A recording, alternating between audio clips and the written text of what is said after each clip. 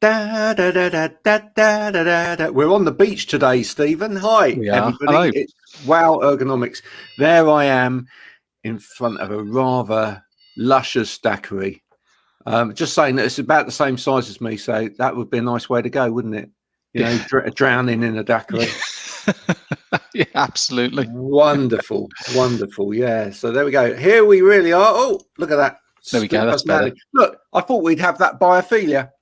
The moss screens that we discussed last week. Yeah, I thought, you know, do you know what? We ought to bring a bit of that biophilia into our own studio. Does it immediately make you feel more associated with nature? No, but it looks good. And it did have, as I say, it looked good. As I say, it's a really interesting one. I'd be keen to see when I head back down there next to see if it's still okay. Is it sort of slid? Has it slidden off and is sort of half on the desk and half hanging on? But I was assured it stays on. So yeah, it'd be interesting to see. As I say, when it gets very warm down there, I wonder if it starts to get a little bit pungent, as you say. Yeah, I wonder whether they could actually make the desk out of cardboard as well, and just see whether it, you know, could grow into the desk. Yeah. How much of your desk is left after this is growing across it? Yeah. Hi, Chris. Nice. Thanks for joining today. Very green. It is very green. Yeah, he's not certain about it though with that emoji. Yeah.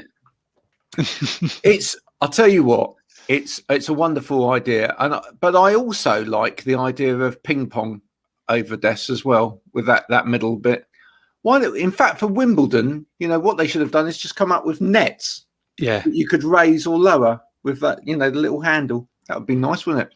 You'd have to be very skillful to play ping pong over those because you've virtually got to send the ball down and then send it vertical to get up. So yeah, almost like a mini sort of Wimbledon moss net is what you're saying, Graham, sort of half the size and just play across the desk. Well, I don't know that you'd have the moss on the Wimbledon net because Wimbledon's quite pristine, but you could just have you could have strawberries and cream.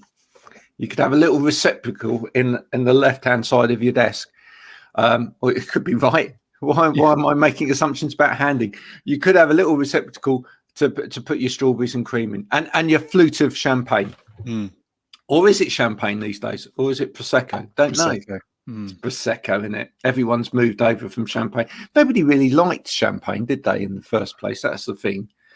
No, I don't really like either, to be quite honest. I find them both too dry for my palate. So I wouldn't say I like either, really. Well, you say that, but then there was someone on LinkedIn the other day that was talking about a Prosecco that's available at a certain discount supermarket that's actually really quite nice and sweet. Oh, $4.99 a bottle.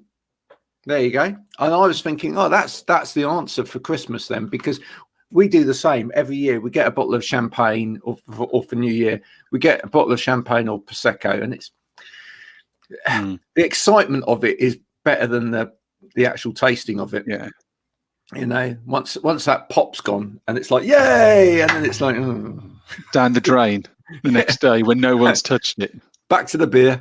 Yeah, back to the cocktails.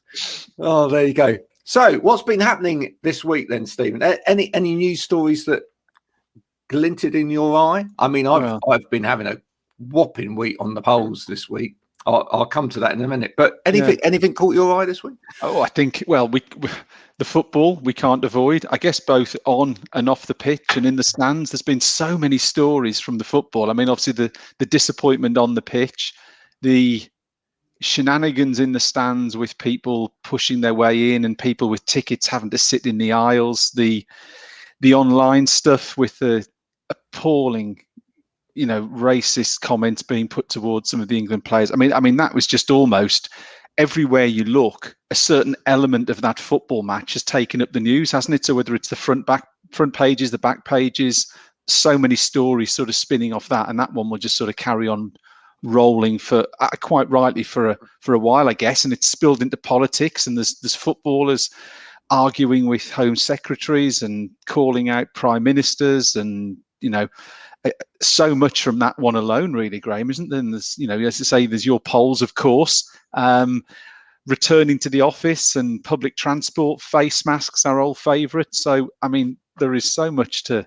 It's actually one of those weeks. Some weeks, we don't struggle some weeks for stories, but maybe we have to be sort of have a think about them. This week, list as long as your arm, isn't it, really, for things we could cover on the show today? Yeah. Let's start with the football then. The football, it was a disappointing end to a wonderful run, but it was a wonderful run, and I think that's the thing to say. It was a great run. It's better than we've done for an awful long time. It's a very young team. This team are going to go on to the World Cup without a shadow of a doubt. I do hope Southgate continues, because I think he did a marvellous job. You know, and yeah, people could knock him over that decision as to who was going to take the penalties forever and a day. But look, at the end of the day, think about it. You're one man standing in front of a goal with a ball in front of, you know, with, you know, that the whole of the nation's thinking you're going to miss. I mean, I couldn't do it. No. I tell you what I would do, to be honest, to be frank, I would just toe punt it. Do you remember at school they used to say, "Don't stop toe punting the ball. Yeah, kick it with the front of your." Yeah, but I tell you what, toe punting worked.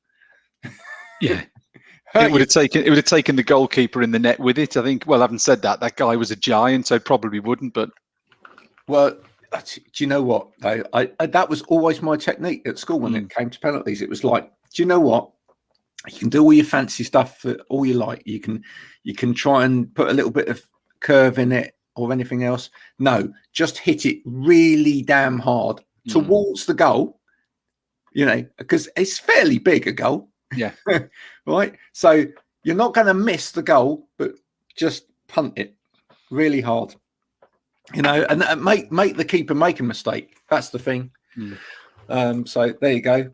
Guys, if you know, you're looking for someone to help you before the next tournament, if you don't know where it's going, neither will the keeper.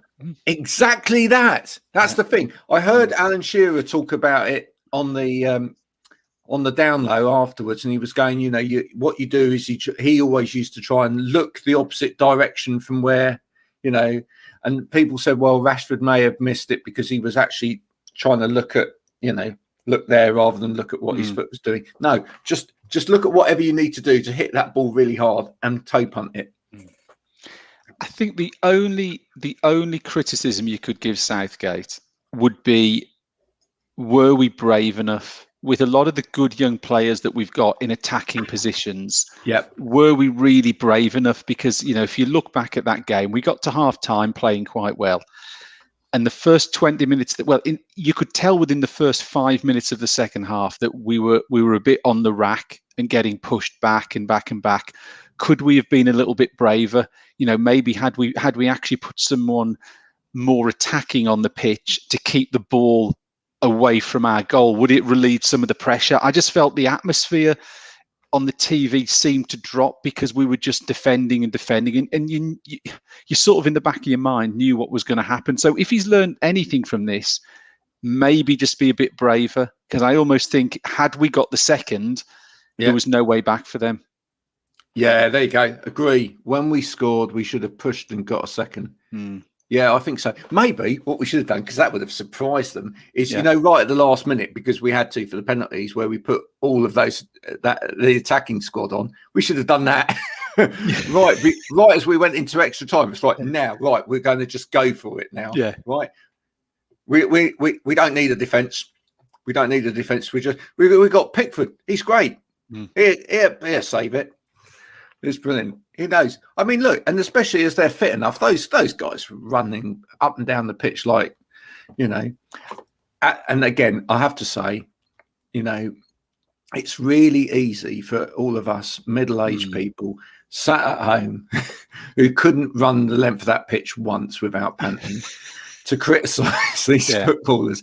But let's be fair, they were like running and up and down like nobody's business, you know. My son said, they should put you on, Dad. And I said, why is that? He said, just to show how good they are. If you think we're bad, look at this guy. Yeah. Look at this guy. He can't even keep up with the play. Yeah. So there you go. No, it's great. How many people? What I want to know is how many people over that weekend before the football happened went out and had a kickabout. That's what I want to know. How many people got the football out, dusted the football off, and went out and had a kickabout? Because I reckon it was hundreds. We had them here. We've got a green field, a shared space in front of the house, and loads of kids. Even one load actually brought their own goalposts with them. Oh, nice! Proper goalposts, and put them up in the field, whatever. And there were football Where'd they matches. pinched it from, Graham? No, they own it at home. Okay. Yeah, they literally have one at home, but it's because it's posh like that. And then no jumpers for goalposts around here. No.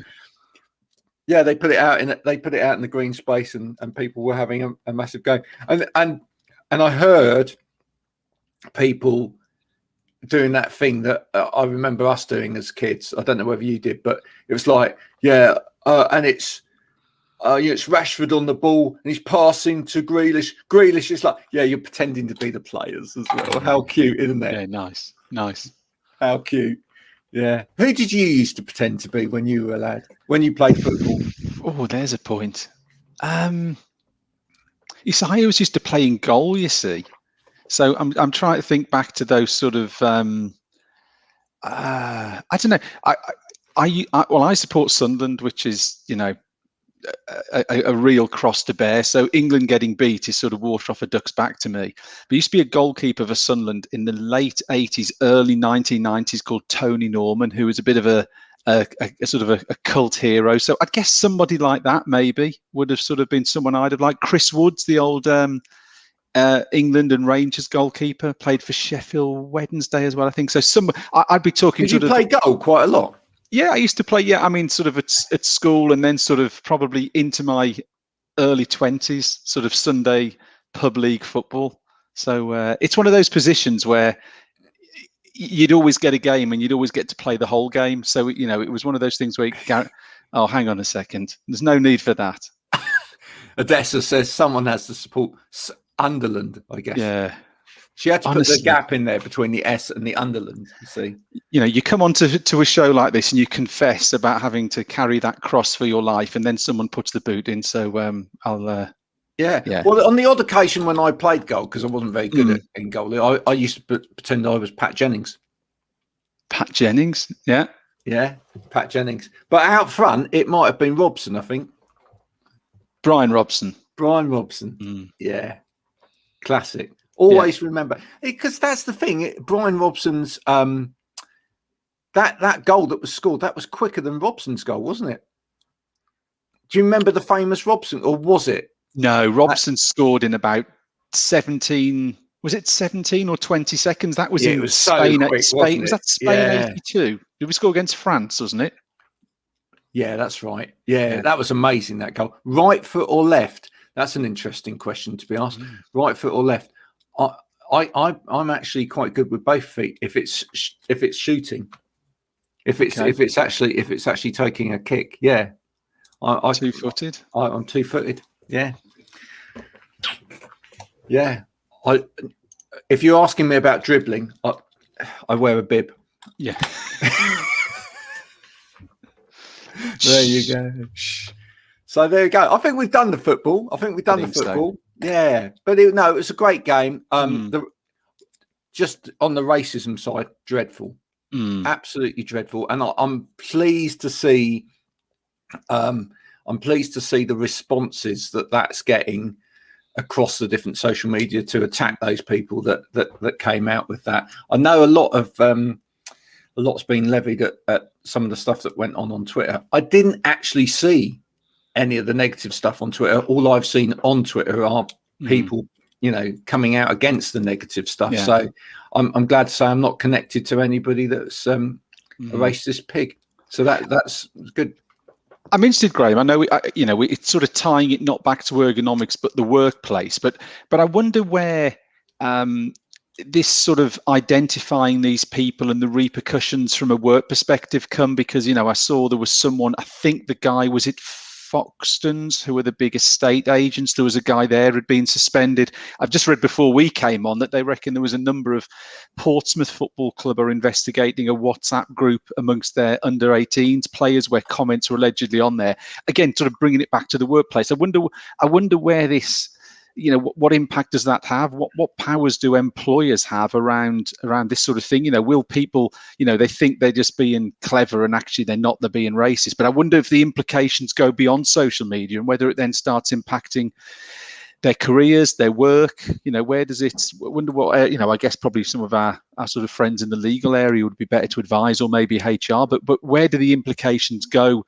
beyond the online punishment? Well, I hope it does. I hope it does. I mean, I think part of that will be to do with your contract, won't it? If it's in your contract that you mustn't do anything of a certain nature or make any sort of remarks on any kind of social media platform, maybe actually it'd be a wake-up call to a lot of employers about that. And actually, funnily enough, that takes us on to another subject of one of my polls this week, which was who's controlling your LinkedIn profile? Okay. Because it's a similar thing. I asked that as a question because I wonder for so many people whether it's actually them that's controlling their LinkedIn profile or whether it is actually the company that they work for. Okay. And it was interesting. Someone commented very early on in that poll that we won't find out from this poll because obviously the ones where they're being controlled aren't actually going to vote in this poll, which was a very good point. But I think it's a really interesting idea, and some people, contacted me personally as a result of that poll to say I am being controlled at the moment. I really dislike it immensely. The fact that I'm not allowed to say anything that I really believe in on this platform. And thank you for raising this as an issue. But it's interesting. Where does the boundary of that?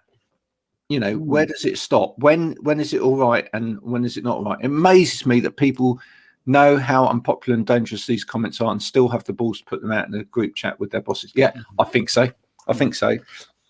I mean, clearly, you can understand any business wanting to have guidelines for their staff and perhaps writing that into a contract to say, if you put out anything that's racist or, having a go deflammatory of anybody on any social media, there will be consequences in terms of your job. I think that's absolutely right. But in terms of controlling someone's output and saying, well, I only want you to connect with these people, or I only want you to comment on this, etc. Is that right? And is that any good for a business? That's what I would say. Hi, Darren. Hi, Darren. Darren's the chap I was talking to you about. Darren's going to be coming on here in a few weeks' time. Hi, Darren. Darren's the human lie detector. Just a quick point on that, Graham. Again, we don't want to sort of dwell on it for the whole session, but I saw a couple of these people who were sort of saying, who'd been accused of making these remarks. Their defense was their account had been hacked. Now, the thing that springs to mind is that's a very easy comment to sort of make, but actually, I wonder, how easy is it? I mean, I know it's a pretty obvious defense, but I wonder if any of these people are actually genuine. Have their accounts been hacked? I'm sure they're not, but they're using that line of defense. So I wonder how they think that's going to be acceptable. Is this something we see amongst Facebook and LinkedIn on a regular basis, that accounts are quite easily hacked? Or is this just, hang on a second, I've got rumbled here, I'm going to throw out that defense and see if it sticks? Well, surely that is going to get detected, isn't it? I mean, someone's going to be able to follow that through and find out. I'll tell you what we need. We need our friend Darren, who will be on in a few weeks' time. Hi, guys. He'll soon work out whether they're lying or not. Yeah, just put them in front of Darren for 5 minutes. He'll tell you. It's not what you know; it's what you can prove. That's very true, Chris. Absolutely. So it's an interesting topic. It really is an interesting topic. Who is controlling your LinkedIn. I'm guessing that for most people, if they're self-employed, then they will be in complete control. Although, funnily enough, one person that does work for themselves said what they said was they feel like their output is controlled because they feel like they can't say certain things, because it might influence their ability to win more marketplace. So that's, it's a really tricky line to walk on social media these days. What's acceptable for you to do, what isn't?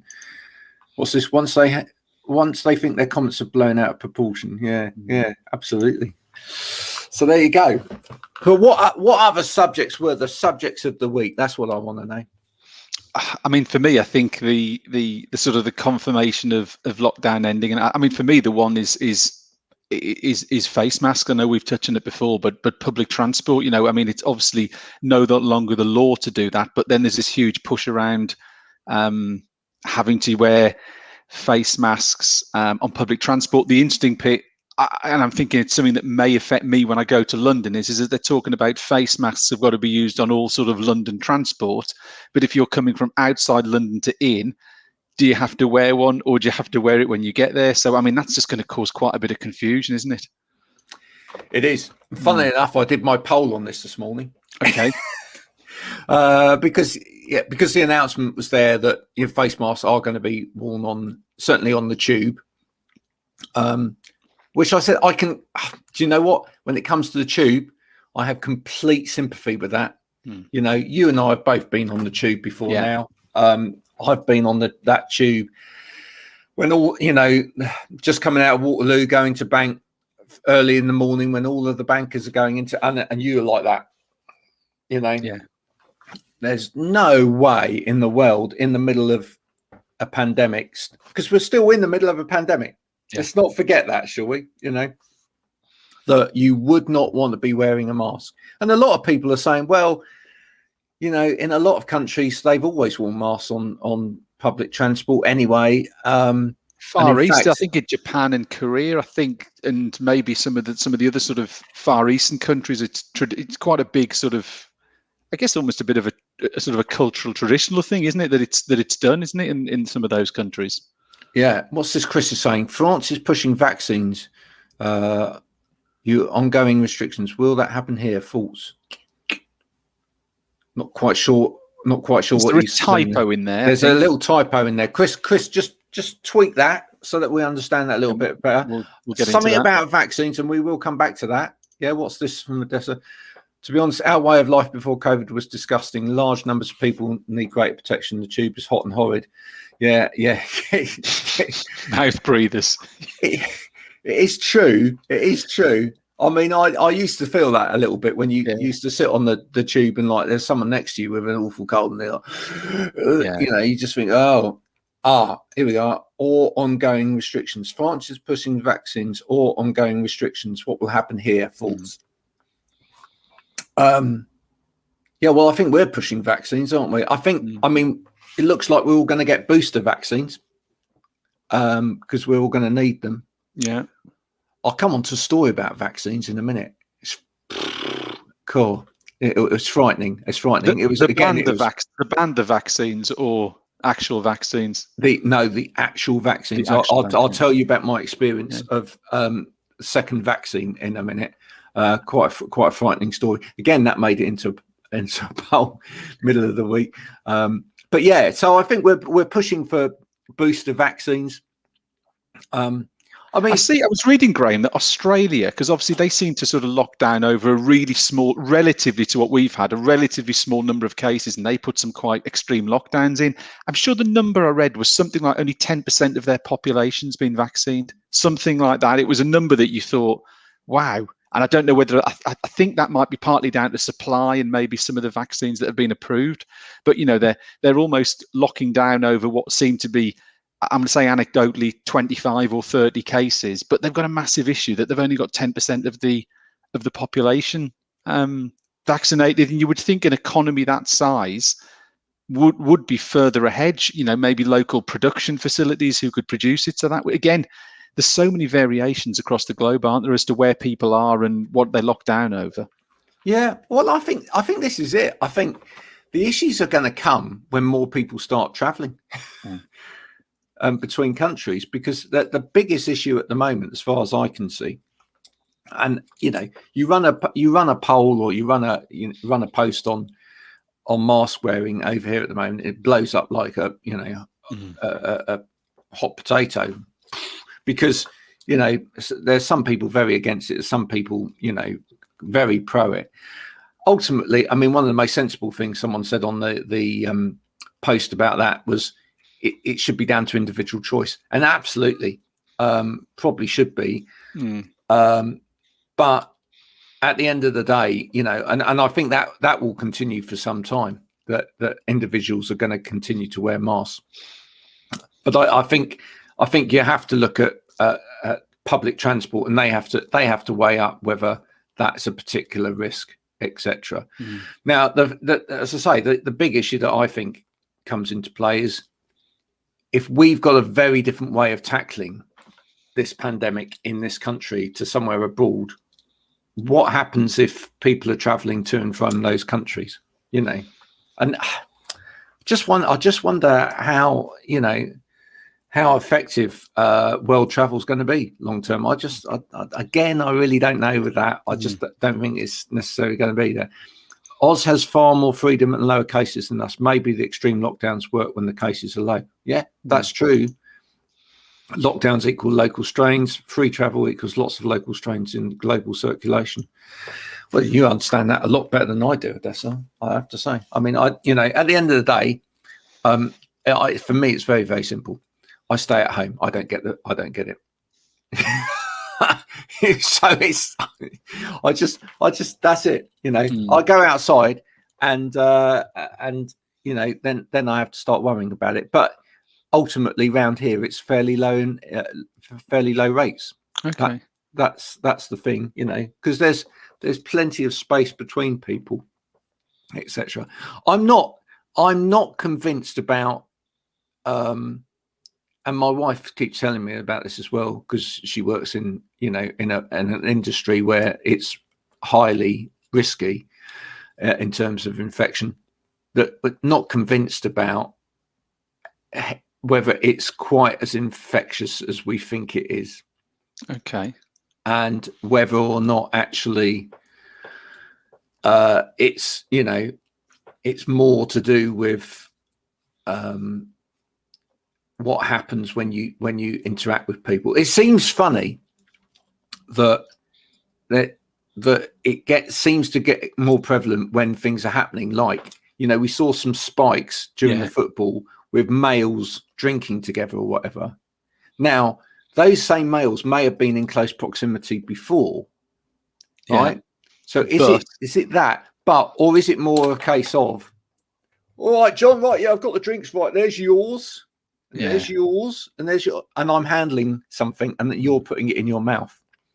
I mean, there were no numbers. I think we might have mentioned it a couple of weeks ago, where going back to the football, but still relevant, where all the people from the Scottish supporters travelled down to London who didn't necessarily have tickets, and didn't they record something like 2,000 of those people were then positive? So that travelling and that mass interaction of a group of people, a big proportion of them had actually come back with positive tests on the back of the fact they'd all travelled together for a long time, been around together, as you say, face to face, few beers, lads, all that sort of stuff, and then gone back. So that was quite interesting. That to me proved that created that sort of situation. Yeah, and indoors at some point. For part of that as well, because whereas it would have to be traveling, wouldn't it, whether it's cars or trains or coaches or whatever. It wasn't just standing outside having a beer in Trafalgar Square. There had to be an element of a considerable period of close contact indoors, because some of the experiments they've done with festivals or whatever, especially outdoor festivals or whatever, the numbers have been incredibly low. So I think I'd love us to start really trying to. I'm guessing it's going to happen at some point soon, but they must be looking now at all of this data that they've been trying to gather from all of these different experiments, over the summer or whatever, with different types of event, they must be trying to get better data about what really transmits this. What are the really dangerous opportunities? And that's the thing. Until we know that data, it's very difficult to legislate, really, and say, well, this is what you need to put into place in this situation, and this is what you need in this situation. Because I still think we're looking for a lot of data at the moment. Yeah, we have to get back to normal, treat COVID like the flu. I think we're trying to. I mean, that's what Saheed said, isn't it? That we should just try and get back to getting on with lives and treating this like the flu. It's going to happen that we're going to have these booster jabs. I think actually more people are going to get the flu jab as well. Is what I've heard as well going forward. I think were they dropping the age sort of what's called ceiling or floor, whatever it would be, towards 50, where wasn't it usually a bit higher, something like that, or more people were certainly going to be eligible for the flu jab. It means I get mine after this year. There you go. Yeah. It's all going to happen. Yay. Anyone want to send me a birthday card, by the way? 30th September this year, 50. Okay. Big 50. Cakes are, acceptable as well. It's the first thing you do, Graham, when you open a card is look for a note or what was a check, like you used to do as a kid, where you open it and you sort of dangle the card down and look for the cash. Well, I was going to say, I haven't done that for a long, long time, because nobody's ever given me money in a card for a long, long time. But yeah, when you were a kid, yeah. And back in my day, it was £1, like a pound note. Oh yeah, or a pound coin, sometimes sellotaped. Yeah, but when I was a kid, pound coins didn't exist, so it was a pound note, right? It was a pound note. These days, the kids are like, £5, £10, £20. Well, that's getting more like it. Yeah. Red. Now we're talking. It's like, come on, guys. Back in the day, £1 taped across. You were like, yes, it's £1. There, I get a few of those. I could buy some aniseed balls on the way home. There you go. It's just, what's this? I'm surprised that more people don't become eligible. Apparently, our flu jabs are based on strains found in zero in their winter, 6 months before our flu season. Oh, Oz. Yeah, there you go. Yeah, well, I think more people will become eligible. So anyway, I'm going to tell you about my experience of having my second flu jab. You didn't have to travel to Weymouth this time, did you? I didn't have to travel to Weymouth. I managed to change. So here's the whole story.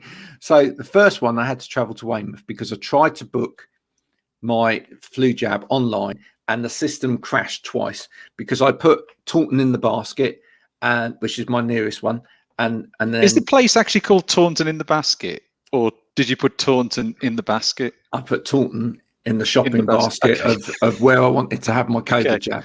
Okay, Taunton in the basket. Oh, I've been to Taunton on the basket. It's wonderful place. So yeah, I put Taunton in, and then it accepted the first date, but not the second date, and it crashed. So then I put Yeovil in, right? I put Yeovil in the basket, which is a lovely little town just outside of Westminster. And I put that in, and then that crashed. So then I phoned them up and I said, it keeps crashing. What's going on here? And they said, well, that's because we've only got first dates in those places, but not second dates, because it's got to be so many weeks apart. But we can have a look and see if there's somewhere for you where you can actually book 2 dates as close as possible. So I just wanted to get on with the thing because I hate needles anyway. And thank you. I love aniseed balls too. They are amazing. Aniseed balls for my birthday, perfect. And and Odessa's loving the accents as well. These sort of stereotypical West Country accents that you're putting on, Graham. I can't actually do a stereotypical West Country accent. Apparently, I've got a little twinge, but I don't understand it. Anyway, so I managed to get. They said, "Oh, we can book you in at Weymouth, which is an hour's drive from here." Well, it's a good hour's drive from here. So, but they managed to book it in. So I managed to book in, and I went to a beautiful little place just outside of Weymouth. It was literally an old converted church, and it had one person in doing the injections. That was it. Oh, really? It was. Oh, do you know what? It was wonderful. Went through the door. I knocked on the door. It was a bit like the Addams Family, and then walked in, and it's like, "Come on in, sit down there, and we'll do your arm." I was early as well. And they were like, "Don't worry, there's no queue." I could see that there was nobody else in the whole. I think there was one person in the village shop. It was lovely. So that was my first experience. And that she said to me, she said, "Well, now you've had your first one, you can probably change it on the system. You'll be able to cancel the second one and book it where you wanted it." And she was right. I managed to do it. I was a bit nervous about it because cancelling one, I didn't want it to move back. So I managed to get to Taunton. Now, Taunton was an altogether different experience. It's at the race course. It's a big venue, lots of people there. Some would say too many people there. I mean, there were 10 people there to show us where to park our car. Oh, wow. Right. I mean, I know most of these people are volunteering, right? So it's not costing anyone money, etc. But I just wondered, is this a little bit overkill, right? It's like, one person either side of your car going this way, this way, there, stop, right? Another person over there just to go that way. You've been to places like that where you think, someone paying someone to do this, because that's a waste of money. I know it's that way. Anyway, so then we get in, and I went with my son. I went with my eldest son because he was due his first, and so we thought, oh, what a great idea, because he doesn't drive or anything. Why not book the same day as Dad's got his second to have my first at Taunton, same time? Fine. Get there, go in, do all of the registration bit or whatever, and then we get put into two separate lines because he's having the Pfizer jab. I'm having AstraZeneca. Yes. Right? Because that's what they're doing now. They've gone back to Pfizer for a lot of the students or whatever. So, he goes off that direction. He's like, I'm getting the better jab. He's like making remarks to me from it. I'm getting the better jab here. This one's going to be better. Anyway, so we get through. He goes in first. He's in his little booth. And then there's a little sitting area beyond that, which I didn't have in the first one, sitting area where you wait for 15 minutes before you go anywhere. First one, they said bye. Well, it was only the one woman, bye. And then I went. So, in fact, I went to the pub. But that was it. And he went in, and then I went in and rolled up the arm, and they did all of that. Came back out, and I went to sit next to him. Or I sat because it's socially distanced, sat slightly behind him. And he's like, yeah, that wasn't so bad. Yeah, yes, Dad, I've got the better jab. 2 minutes later, he's like this, and he's gone bright white. Bright, there's no word of light, absolutely bright white. And he's like, Dad, I don't feel well. And I'm thinking, really? Are you just like, and then he's like, no, I really don't feel well. Anyway, here's the bit, right? And this is what annoys me. And if you were one of those people, you should be ashamed. There were 3 nurses sitting in that space in chairs just in front of our little group, right? And their job there was to monitor the people in that little section, right? And they were all like, oh, yeah, oh, yeah, oh, you doing the weekend? Oh, yes, I'm sorry. Oh, yeah, yeah. Right?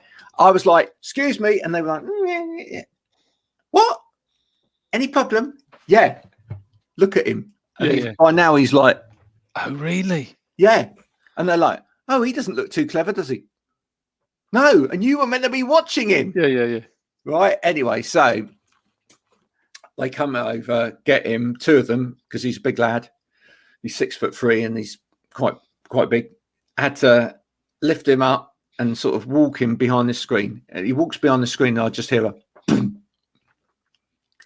So at that point, I get up, I go across and whatever. And he's, by the time I get round the screen, he's sitting there looking up at me going, what happened? Oh, wow. Completely out cold. Because of the impact of the injection, or the fact it was a needle, or did they pinpoint what the problem was, Graham? No, they didn't. I mean, they all they did was make sure that he was breathing okay, and then again another sort of 15 minutes later we could go. But what was quite disturbing is when you then read up on it later on, there's been a large amount of people that have fainted due to something to do with having the vaccine.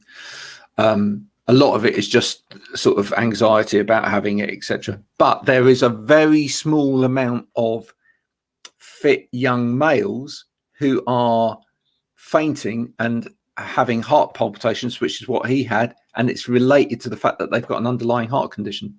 So we're now thinking he needs to check in with his doctor and go and check that out just in case. So there you go. It was a scary experience. Don't let me put you off your vaccine, anybody. Do go. It's for me, it was fine. I certainly didn't feel ill like I did last time. Certainly didn't feel ill at all. After the first one I did, the next day I felt a bit faint the next day, and I had to go to sleep for 2 hours in the afternoon, which I never ever do. I cannot sleep during the day. That's a whole new story. Yeah. But it was it knocked me out for 6. This time the only thing has been this hand, left hand, which is where they did the injection, pins and needles. Oh wow. Yeah. Pins and needles in that hand. The whole of the next day, I was trying to, when you try and text on your phone, right? And I use both hands. And my wife was trying to get me to send a photo of something. I can't remember. One of the kids, I took a photo, and she was trying to get me to send it, and she's going, "What the hell are you doing?" And I'm like, "It's just not working." This hand's just not working. Wow. I couldn't use it. Whole of the next day. There you go. But it got me out of the washing up. There you go. Yeah. And carving the roast. No, I did that. I managed to do the carving of the roast. Yeah, it's great. It's a tradition in our house. Roast on a Sunday. Do you do roast on a Sunday? Try to. Not every week. Just with various people having things on. Possibly me playing golf on a Sunday afternoon doesn't always allow that. So that's my bad. But we try to. We do try on but it's just we just have that many things going on that it doesn't always happen, unfortunately. You just said one of my most hated sayings. My bad. What is that, Stephen? I don't know. I just thought but what is it? Hang on a minute. This is, and I'm going to bring this up here for anybody that's out there. Are you saying I'm too old to say that, Graham? No, I'm not saying you're too old to say it. I just don't think anybody should say it. I just really, do you know what? We went into a retailers one time, and do you know when you're absolutely pissed off with the retailer anyway, right? Because they're doing everything wrong and they're not listening to you, and then they haven't done things right, and then when you're trying to get an apology from them, they say my bad. I mean, it's like red rag to a bull. That is. I can see. I've annoyed you by using that, and I will promise never ever on Wow Ergonomics again to use the phrase that I said before that I will not say again. It was actually the content of a very good post recently on LinkedIn to do with different phrases that people use and terminology that people use, and some phrases, because they're more acceptable in certain parts of the country or with certain age groups or whatever, work within certain groups, and with other groups they really annoy them, which I thought was quite an interesting poll, really. So there you go. Does the term my bad sit well or with you, or do you find that annoying? If you'd like to let us know, or if there's any other phrases that you really don't like people using, kushti, pucker, anything that you find just annoying when people use those But Kushti's okay for our generation, Graham, because of Del Boy, you see. So I think there's an element of that's validated. That's generational, though, isn't it? You see, well, I suppose so. There you go. I'm a second-hand typer. What's that mean? Oh, a two-hand typer, like you. The old. Yeah. I'm a two-hand typer. That again, I think was a. I think I did a post on that as well. When you do. Bringing it back to ergonomics, we might do slightly for 5 seconds. Yeah. When you type on a phone or device, are you one hand or two hands? Well, there's a question. Are you one-handed or two-handed? Hang on. You have to think about it now, don't you? Two, I think. Yeah. Two. You hold it centrally. And you're two fingers. Yes. 2 thumbs. Yeah. Yes, I am. No, isn't that funny? Some things that normally you just naturally have to think, actually, what am I doing? I know. It is actually really interesting. Great. You need to get over to the content coming from Odessa. There's some great stuff coming through. Winner chicken dinner. Yeah. Well, do you know what? It normally is chicken dinner. And it's funny you should mention that. Because again, that's a subject of a poll. What about what meat you have for a roast? No. It's much more subtle than that. I was saying that when it comes to doing the roast on the Sunday, I call it a roast. It normally is chicken every Sunday. Occasionally do pork. Now, pork I will always do in the oven, right? Yeah. But chicken, although I call it a roast, isn't actually a roast. I do it in the slow cooker. Right, because it is so easy, and it was just I wanted to know what people's cheats were when it came to cooking, and there were some brilliant ones. One for people like you and me, when you're out on the road and you're stopping at hotels. Someone was going on about boiling eggs in kettles at hotels. Oh, really? Yeah. So that they literally take a packet of eggs with them, raw eggs with them. They use the kettle. They put it into the kettle and boil the kettle and make themselves cooked eggs. Wow, I've never heard of that one before. Well, I know, nor have I. And what I was thinking was, not being funny, but every time I've stayed at a hotel, I've had food there. Yeah. And what about the spoon and the egg cup? You got to take your own. It sounds like a lot of hassle. That sounds. Well, yeah. So that's mad, isn't it? Yeah. I mean, surely you go.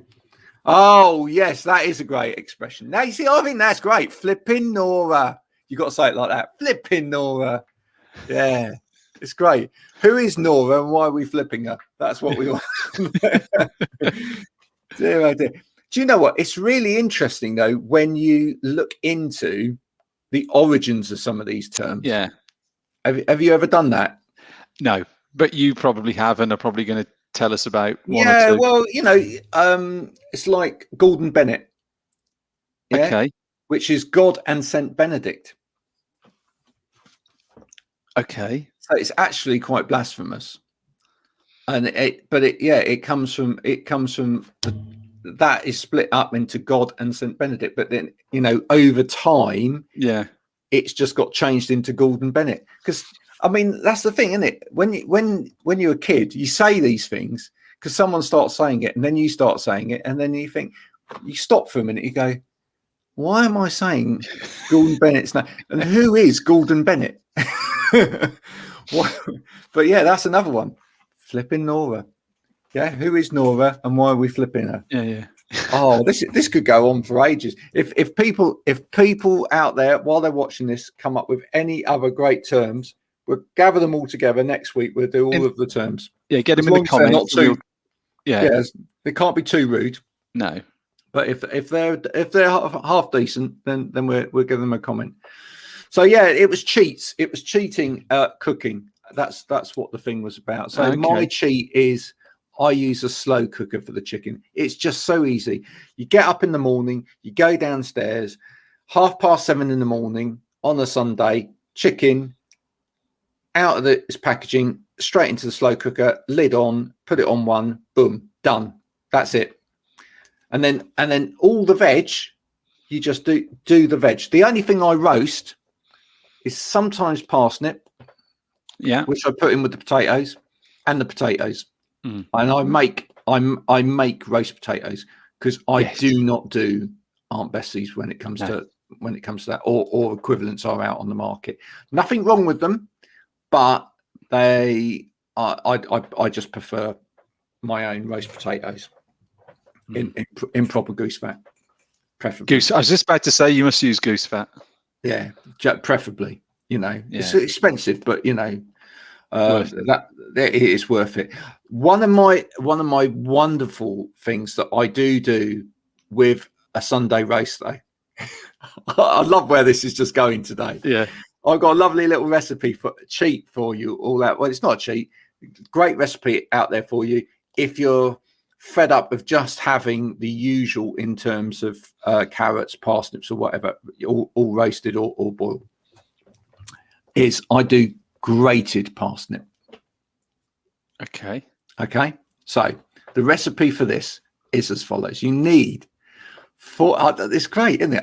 Another week. Do you know what? I'm actually going to do a recipe and I'll cook it live. Oh, we need to do that. We did. We had Wow Ergonomics on the road last week. We need some live cooking. I will do some live cooking one week. I'll set everything up and I'll do some live cooking because it just has to be done. So grated parsnips. Okay, so what you do is you buy 4 or 5 parsnips. You get a bowl sort of that deep, glass perspex. Pyrex. Yeah. That's it. Perspex. Pyrex dish. So I'm going to have to gem up on my words before I do this cooking, aren't I? Pyrex dish about this sort of stuff. Other glass dishes may be available. Yeah. Because that's a brand, right? You don't need a lid on it. And you just, using a cheese grater, you just grate your parsnips. So obviously top and tail them and peel them.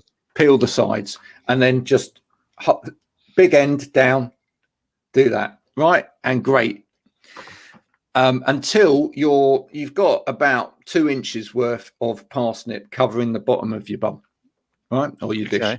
Yeah. Then the secret ingredients: a good splashing of pepper all the way through, stir it in, bit of salt, stir it through. You've got to remember the seasoning because otherwise it's too sweet. Then I don't know what the quantity is, probably 350, something like that. One of the smaller double creams. Okay. You're liking this already, right? Yeah, double cream. Good. I wish it was Sunday.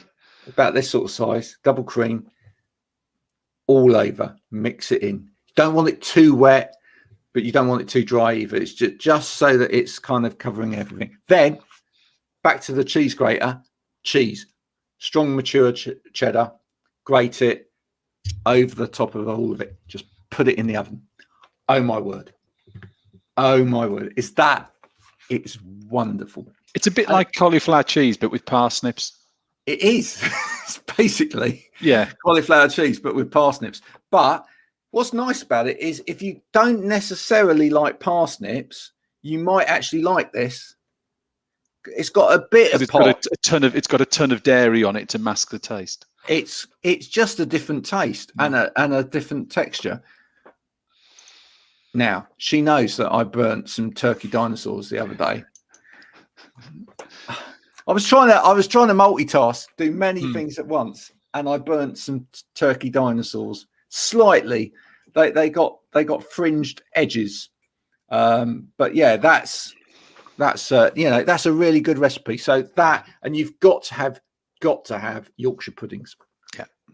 Yeah, my little one, who's 5, Yorkshire puddings are his favourite. Out of the whole meal, he could just eat a plate of Yorkshire puddings, to be honest. Couldn't we all? Yeah, no, I could definitely. There was a pub that I used to go to in Bedford that did the most amazing Yorkshire pudding meals, right?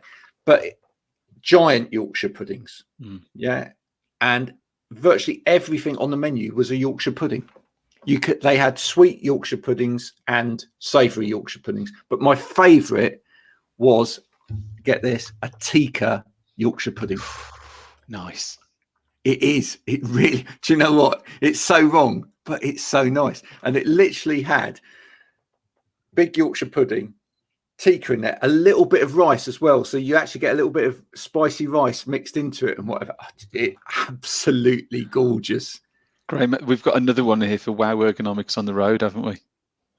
That pub. Yeah. Well, it's a bit far for you to get over to Bedford for a 1 hour production, isn't it? But it is now. I hope it's still there. I really hope it's still there. It's not far. If you ever go to Bedford, it's not far from the John Bunyan statue. Okay. All right. In fact, I even think the pub is called the John Bunyan. So there we go. But that, I just honestly, if anyone's ever been to a pub that specialises in Yorkshire pudding meals, do tell us about it. Yeah. And there's Stephen's travelling around the country. What area do you cover? Just the whole of the country. The whole of the country. Right. So it could be anywhere. And Ireland. And Ireland as well. Oh my word. Yeah. So look, if this could become a great feature, if you are in a particular part of the country, you've got a great pub, local restaurant or whatever that Stephen could visit while he's in a particular area, he might try and do it while he's on the road. Okay. I tell you what, Ireland's dangerous though, especially I love my last trip to Belfast. Yeah. Me and Guinness, friends. So yeah, it's great, and it does taste different over there. Yeah, absolutely, definitely tastes different. It's no accident, I don't think, that the airport is quite a long way from the city centre, and that you have to get a taxi. Yeah, because I think otherwise you'd have people trying to drive, and that wouldn't be a good idea. Yeah, who shouldn't be? Yeah. What's this one? What makes me really angry, just by mentioning, is John Malkovich. He's what? Random, but hey, there's nobody, I don't think, that makes me that angry. Not in particular. No. Again, one for next week. Who makes you really angry? One for next week. Anyway, listen, it's been great doing this again today. Oh, I've gone over in terms of time, haven't I? Because you wanted to get away quick today. I did have a slight diary conflict, but yeah, we're fine. No problem. Okay. Sorry. That's all right. Wrist. I completely forgot. I can see my phone. Yeah, my phone was flashing. I just turned it over. So yeah, whatever. I was enjoying the parsnip story so much, but we will do that another week. Yeah. Another week we will have cooking. Is there anything in particular that you'd like me to cook? Don't know, but we've got to think about time frame, haven't we, in terms of prepping, cooking and tasting. So I think we need to have a little think about that, don't we? What can we do within the confines of an hour? If I could get my wife to teach me how to do her flapjacks, that might be a good one. Yeah, the flapjacks. What I'd have to try and do though to make it really, really good is pre-do a batch and then send one to you in the post. Yes. Right. And then once I've finished cooking, I can sort of go like that. And then you could I go like that. No, hang on, like that to the side. Yeah, I go like that. No, wait a minute. I go like that and you do that and then you'd eat it. And that would be great, wouldn't it? And you go, oh my word, that was delicious. And it's still hot. Yeah. One for the future. One for the future. Anyway, Stephen, nice to see you again. You too. Thanks to all of our people that have been watching today and legion of followers. Yeah, no, it's great to have some great comments today throughout. That was wonderful. If you're watching this on catch up, hope you've enjoyed the recipes as much as I enjoyed giving them to you. And do send me any recipes that you've got, because I'd be willing to give one a bash on air. But for now, bye for now.